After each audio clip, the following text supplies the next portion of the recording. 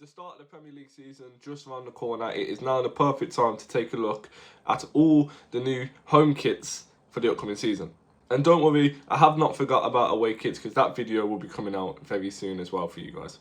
I did this video for the Euros where I went through every single kit and you guys seemed to enjoy it, so I thought, you know what, let's do it again.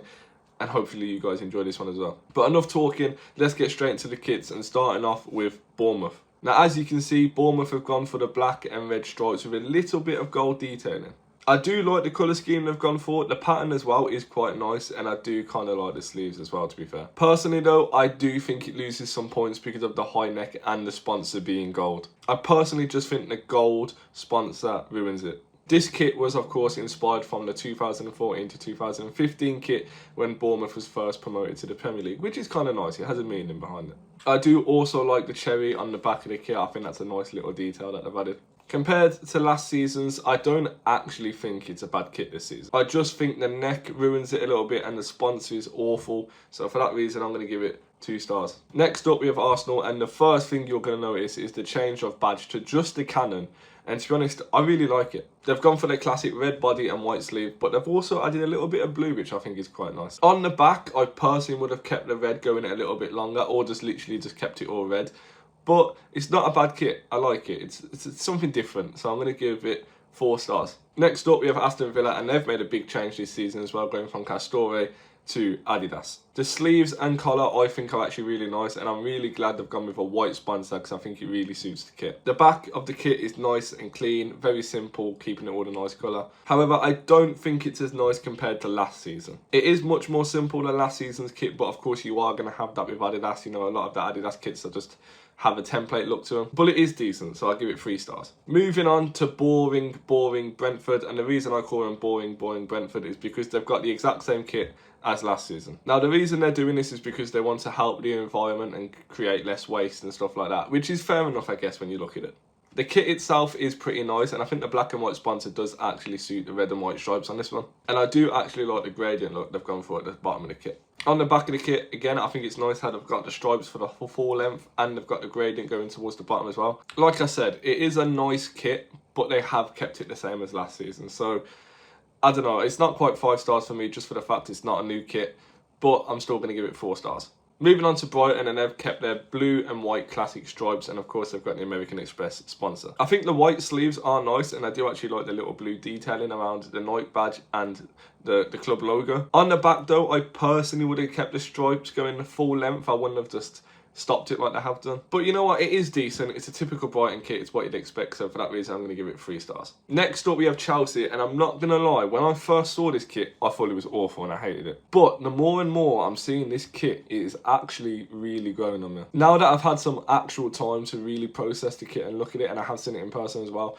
I do really like the pattern, and I'm so glad they've kept the pattern going on the sleeves as well and not just stopped it before it hits the sleeves. There's just a couple things that stops this kit from being perfect. The first thing is that I don't really like the metallic badge and Nike logo that they've been going for the last few seasons. Personally, I'm just not a fan. Like, I honestly just think it would be so nicer if you just had the normal Chelsea badge and just normal Nike logo.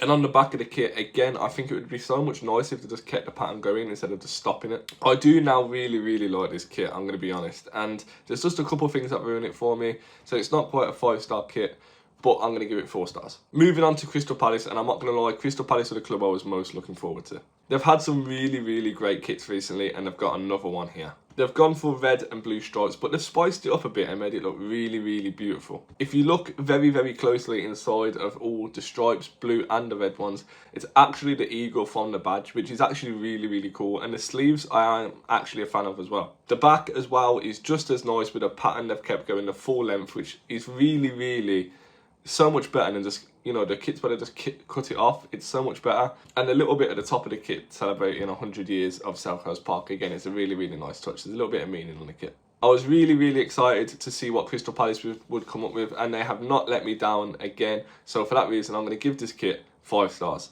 Moving on to Everton, and they've made the change from Hummel to Castore, and to be fair, they've done a pretty good job. The pattern of the kit itself is actually really nice, but I'm not really a fan of the collar. I think it just lets the kit down a little bit. The back of the kit is nice, and on this one kit specifically, I'm glad they've left the pattern off. I think it will look nicer. with it often if it did have it on. When you compare it to last season's, I think it's very, very close. I think if you put the pattern of last season's kit onto this shirt, then it would be perfect.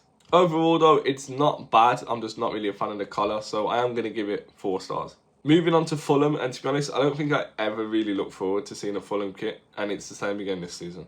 Fulham have gone for their classic white body with a black collar and stripes on the shoulders. The little bit of red on the kit does actually add something to it, to be fair, and I think the sponsor does suit this kit. The back, of course, nice and clean, which, like I say, is always very nice. Compared to last season's, and to be honest, I think I do actually prefer it. Personally, I'm a fan of colours on football kits anyway, and this is a decent kit, so for that reason, I'm giving it 4 stars. Next up, we've got newly promoted Ipswich, and they have dropped an absolute stunner of a kit. They've gone for a blue base with thin white stripes on the kit. And of course, you've got the Ed Sheeran sponsor on the front. To be fair, I do actually like the little blue border around the badge. I think it really makes the badge stand out and make it look quite nice. If I really had to pick something out about this kit and was being really picky, the only thing I'd really change was the red bit of the Umbo sponsor. But that's just something very, very small. The back of the kit, they've kept the stripes going, which on this kit specifically, I think it is much nicer than would it have been just a plain back.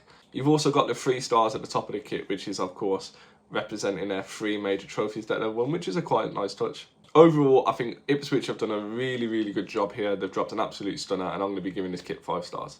On to another promoted side with Leicester, and as you can see, there's a very big change. They've stuck with Adidas, but as you can see, they've changed the sponsor on the front of the kit. They've replaced the King Power sponsor with this new one, and to be honest, I'm not really a fan.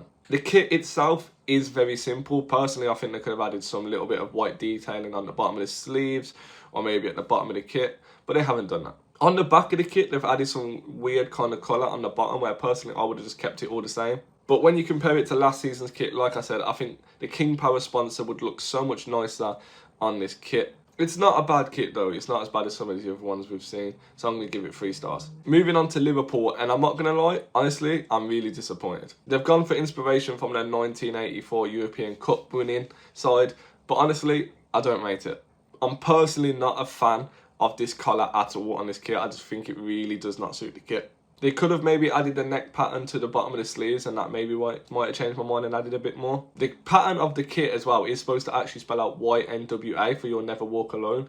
But I've been looking at this kit for hours and I've asked other people's opinions and I just can't see it. Liverpool have really disappointed me this season. I do not like this kit at all, so for that reason I'm giving it 2 stars. Moving on to defending champions Manchester City, and they've added a little bit of spice to their kit with the 0161 pattern, of course representing the area code for Manchester. They've added this on the bottom of the sleeves and the top of the neck, and as you can see on the inside as well, they've also added 0161 as a print. The back of the kit is nice and plain, but overall I think in general just the Man City kit is very basically boring. It is a typical Man City kit, it's what you'd expect from Man City, and there's nothing wrong with it, so I'm going to give it 3 stars. Moving on to the other side of Manchester, and United have changed their sponsor, and honestly I'm not too sure it suits the kit. They've gone for a gradient effect on the kit, which in itself is not too bad. We've seen them do this a few times in the past. This season they've opted for white sleeves and collar compared to last season's black. The back of the kit, personally, I think they've ruined because of the colour change at the bottom. I personally would have kept it all the same colour.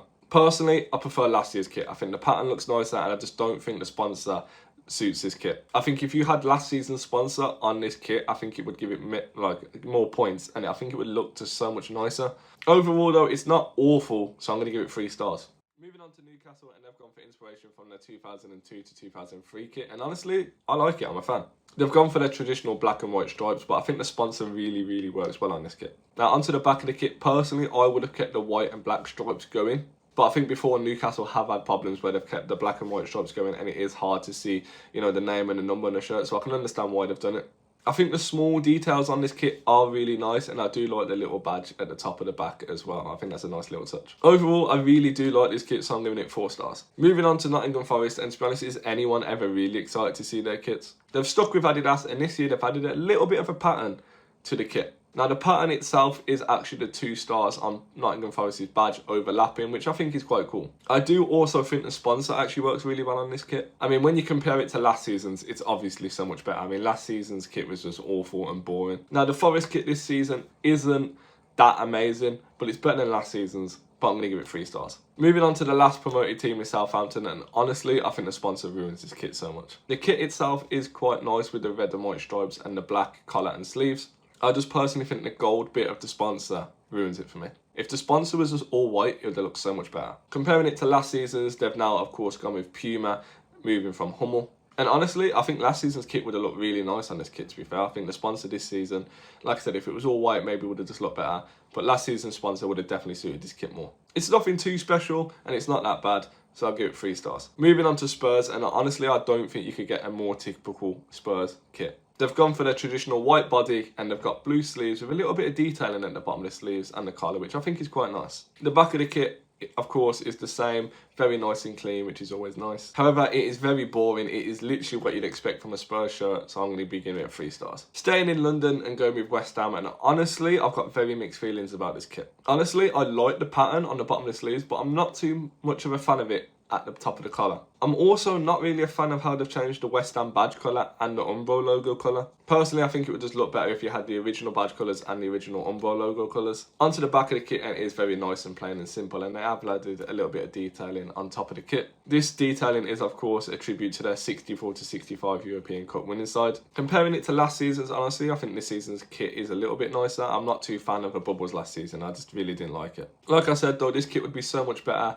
if they just had the original West Ham badge. I think it would have just made it so much better. And I'm also not a fan of the collar, like I said. It's not as bad as some others though that we've seen on this kit, so for that reason I'm going to be giving it 3 stars. Finally, the last kit we've got is Wolverhampton Wanderers, and this is so close to being a perfect kit. I'm sure you can see the problem straight away with the badge being where it is on the kit. Their kit has been made by Sudo, which I'm not going to lie, I've never even heard of before. But honestly, everything about this kit is perfect other than where the badge is. I like the pattern, I really do, and the sleeves and collar actually work really well on this kit.